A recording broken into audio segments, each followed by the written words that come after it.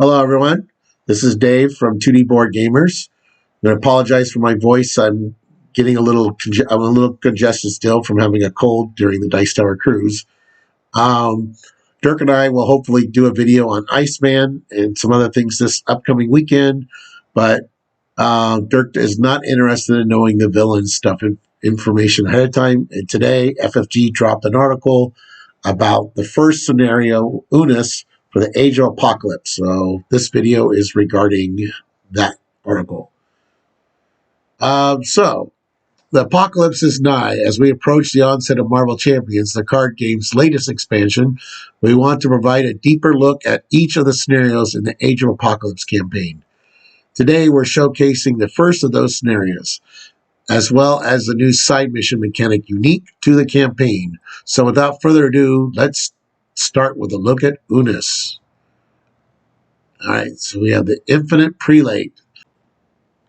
As we said in the Age of Apocalypse announcement article, Unus is an unflinchingly loyal servant of Apocalypse who assaults the heroes with a massive army of infinites.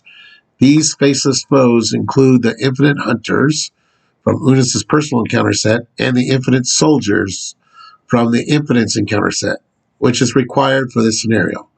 Both types of Infinites, as well as Unus himself, interact with the gene pool, a special permanent side scheme that gradually gains threat as your allies are defeated. If you let too much threat build up on the gene pool, then Unus and his soldiers become significantly tougher to deal with. Naturally, Unus wants to add as much threat to the gene pool as possible, and the abilities of the rest of his encounter set reflect this. His main scheme, hunting gene traders, adds a bit of threat to the gene pool each villain phase, while his prelate sidearm and endless ranks can add threat in bursts. Once the gene pool is sufficiently powered up, watch out for Infinite Prelate, a nasty treachery that can pack a real wallop. We'll look at the individual cards here in a minute. The Infinites are no joke either. Befitting their name, there are a lot of Infinite soldiers in the Infinites encounter set.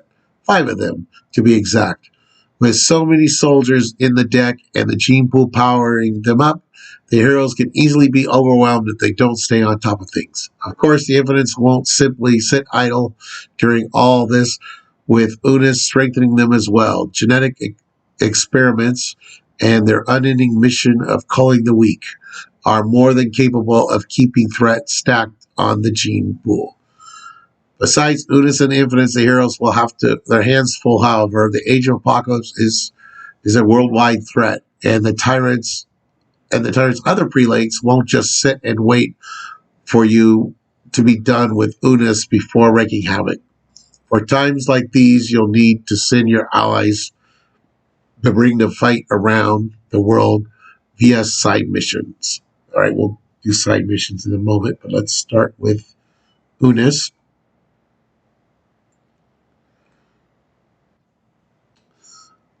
Unus, this is stage 1. We've seen this before, but I'll go over it again. He's got a 1 scheme, 2 attack, toughness. If the amount of threat on the gene pool is at least 3, Unus gains retaliate 1. 6, Unus gains stalwart. 9, Unus gains the amplified icon. Infinite Hunter. He's 2 scheme, 3 attack. When revealed, deal 3 damage to an ally you control. So they're just trying to take out the allies to improve the gene pool. Choose to either place 2 threat on gene pool, or the activating enemy gets +2 scheme and +2 attack for this activation. An Infinite Soldier, 1 scheme, 2 attack, 3 guard. If the amount of threat on gene pool is at least 3, this minion gains Quick Strike. 6, this minion also gains Surge. 9, this minion gets +3 hit points. The gene pool, which is a permanent side scheme. After an ally is defeated by anything other than consequential damage, place 3 threat here. Okay, hunting gene traders. Force response. After resolving step 1 of the villain phase, place 1 threat on gene pool. If the scheme is complete, the players lose the game. So this is a one-stage scheme. It's got 11 per player. Prelate sidearm, attached to Unus. After Unus attacks and defeats an ally, place 1 threat on gene pool. After you make a basic attack against Unus, spend an energy and strength resource to discard this card. It gives them +1 attack. Endless Ranks. It's a 4 scheme acceleration token. When defeated, place 3 threat on gene pool. Infinite Prelate. When revealed, Unus activates against you.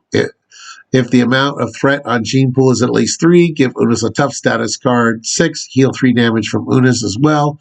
9, give Unus an additional boost card for this activation as well. And Genetic Experiments, +1 scheme, +1 attack. Attached to an infinite minion. Otherwise, this card gains Surge. Attached minion gets +2 hit points. Forced Interrupt. When attached minion is defeated, place 2 threat on gene pool. And it's a boost action. Attach this card to an infinite minion. We have Culling the Weak. Place 4 threat on gene pool when revealed. Boost. Place 2 threat on gene pool. Let's go back to that. All right, mission start. As we briefly covered, when we first announced Age of Apocalypse, side missions are a new mechanic that is unique to this campaign. They are handled a bit differently from normal Marvel Champions gameplay, so let's go over how they work. So we got the villain play area, and we have a mission area. So this is kind of what I was thinking originally, that there might be a side, a mission area off to the side. When you set up a scenario in Age of Apocalypse campaign, you'll also set up a mission area off to the side. This is a separate play area from both player areas and the villain area. And it comes with its own set of rules. When you set up a mission area, you select a random mission side scheme from the 4 available options. The 5th mission side scheme is specifically reserved for the campaign's last scenario. You also choose a random overseer minion, such as Mr. Sinister, the Shadow King, or Sugarman, which we saw Sugarman in the other article, who will serve as the primary obstacle for completing the side mission. Each mission side scheme has the same amount of threat that must be removed to defeat it, 5 per player. But how you go about doing so is what sets these schemes apart. Unlike most other schemes in the game, your hero can't touch mission side scheme. The only way to remove threat from these schemes is to send your allies off to the mission area.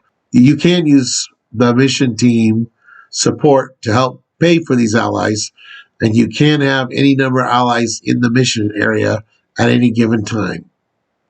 As a reminder, allies in this mission area does not count towards your ally limit. You can't attach upgrades to allies in the mission area as normal, but keep in mind that these allies will have their printed text box blanked out, except for traits, as long as they're in the mission area. So they got a mission attempt in progress. So we got this reference card. There's Sugarman, there's the side scheme, and then there's the 3 allies, and looks like there's 3 cards interacting with symbols of some kind. Once you build up a solid fighting force, you can use mission teams to make a mission attempt. When you do so, you discard a card from the top of your deck for each ally at the mission, including the allies played there by other players. Most Overseer minions have a mission response that is triggered at this point. For example, Sugarman heals 3 damage for each physical resource discarded in this attempt. After discarding cards, you next assign each of the discarded cards to a different ally at the mission. If any resource icon on the ally matches a resource icon on the card assigned to it, that ally participates in the mission attempt. Wild resources icons can count as any type, which means a wild icon on an ally can match with any resource icon on the ally's assigned card and vice versa. Once you've determined which allies will participate in the mission attempt, you return each of the discarded cards back to your discard pile. Next, you deal damage to an enemy at the mission equal to the combined total attack of the participating allies, divided as you choose. You deal damage to enemies one at a time, which is important since you can't damage the Overseer minion until all other minions at the mission are discarded. For example, in the diagram above, Randall X23 and Morrow have a combined attack of 6. This means that they have 6 damage to distribute among enemies at the mission. If an Agent of Apocalypse were at the mission, they would have to assign 3 damage to it first before dealing any damage to Sugarman. Once all damage has been dealt, you then remove threat from the mission side scheme equal to the combined total thwart of all participating allies. In the example above, Randall X23 and Morrow would have a combined thwart of 4. So 4 threat would be removed from the evacuate survivors mission side scheme. Keep in mind that even if you remove the last threat from the scheme, you'll have to defeat the Overseer minion before you can complete the mission. So make sure you send allies with a good mix of attack and thwart. This is especially important because you only get 4 attempts to defeat the mission in each game. If you haven't succeeded after your 4th attempt, you take a mission-specific penalty and lose all player cards in the mission area for the rest of the game. Ooh, wow. Defeating mission side schemes can be challenging, but the rewards are worth it. For example, the Evacuate Survivors mission lets you find any card of your choice from your deck and discard pile, while the Find Lost Mutant scheme lets you gain Destiny, Blink, Morph, or X-Man as a handy campaign ally. Completed missions will grant rewards for the rest of the campaign as well, representing how your allies' efforts are gradually tipping the scales in your favor in the fight against Apocalypse. Battle has just begun. Unus and the Infinites are a formidable foe, but they are merely a prelude to a danger yet to come. Look forward to more features on the remaining Age of Apocalypse scenarios in the coming weeks. All right, so let's go back to the beginning. And looks like Mr. Sinister is where we left off. So he's an overseer.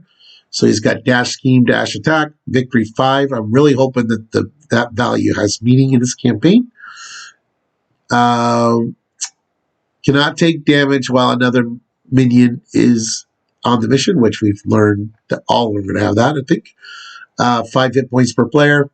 Players cannot assign cards with the same resource icon to more than one ally each mission attempt. Oh, wow. So that'll be interesting in multiplayer for sure. We have the Shadow King. Victory 5, cannot take damage while other minions in play. 5 hit points per player. After you discard cards, place 2 threat on mission side scheme for each mental resource discarded. Sugarman, we saw this one before, but he's victory 5. Cannot take damage while another minion's at the mission. After you discard cards, heal 3 damage from Sugarman for each physical resource discarded. Mission team cannot be discarded, and the first player gains control of it. Action. Exhaust mission team. Choose. Reduce the cost of the next ally played to the mission by 2, and then make a mission attempt. Agent of Apocalypse. 2/2/3 health guard. Choose either add Agents of Apocalypse to the mission area, or it activates against you. This is its written reveal power. Then boost, deal 1 damage to an ally at the mission. Give the activating enemy an additional boost card. Evacuate survivors. This is one of the missions. Force response. After you resolve a mission attempt, place one attempt counter here and deal 1 damage to each ally at the mission. If there are 4 attempt counters here, remove mission team from the game and flip this card over. If we successfully defeat it, shuffle each player card at the mission to its owner's deck. Flip mission team and this card over. And then on the flip side is after you flip to this side, remove each card in the mission area from the game. So if you succeed, you'll have those in your removed already. But if you fail, then they're all gone. If the mission was not defeated, deal each player a face down encounter card. If the mission was defeated, each player searches their deck and discard pile for 1 card and add it to their hand. So you get to choose what card you want.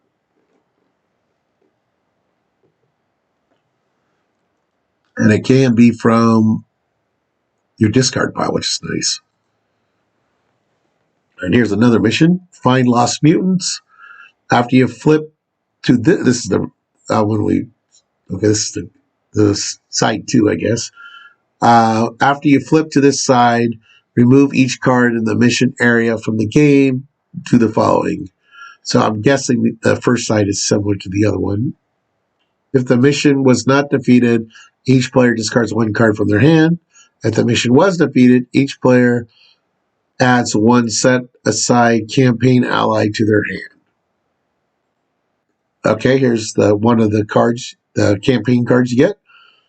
4-cost ally, Destiny, 3 thwart, 1 attack, 3 hit points. After Destiny enters your hand, remove 2 threat from the main scheme. Well, that's interesting. So you don't even have the player to remove 2 threat. And every time you draw her, ooh, wow. Interesting. It has to enter your hand. Oh, that's kind of cool. And if you have ways to get her back, like Domino, for example, who could grow into an alter ego. Yeah, that's pretty cool. You don't never even have to play her, but I mean, she's thwarting a 3 is really nice. But so basically, you can get 2, and then you can get her down. You can do 3, or if you have a way to get her to come back, keep coming back into your hand, that's amazing. Blink, 4 costs, 2/2, 3 hit points. After Blink enters your hand, deal 2 damage to the villain. Okay, it's a damage version.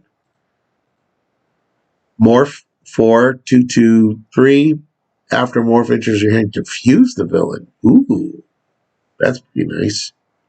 And you don't even have to play him to get the ability. That's really cool. X-Man, we saw this when the FFG did their preview article, which I attached to the other video. 4-1, 3 attack. After X-Man enters your hand, give your identity a tough status card. That's pretty good. All right, so it is a it is a second area, so that's cool. And those allies are really nice. So, but it's random when you get the mission. So hopefully you get the mission that gives you those side schemes early on, like at Unus or the second scenario, maybe. I'm still a little confused with this. You may make a mission attempt. When you do, you discard a card from the top of your deck for each ally at the mission, including the allies played there by other players. Okay. After discarding cards, you next assign each of the discarded cards to a different ally. Oh, okay. So, like, if we're doing a 2-player game, as Dirk and I say, and these are the 3 allies that are out, we each would discard 3 cards, so we'd have 6 to try to match up the symbols. Okay. If any resource icon matches, the ally participates in the mission attempt. Then you deal damage, and then you remove threat. Okay, that's pretty cool. And obviously, from the example that they're giving, you can apply your card to someone else's ally, because you can see this is we got a, I don't know if my cursor will show up or not, but magic here, magic card doing a bishop ally. So yeah. But anyways, that's Age of Apocalypse article for the first scenario, Unus. Thank you for watching. Please like and subscribe.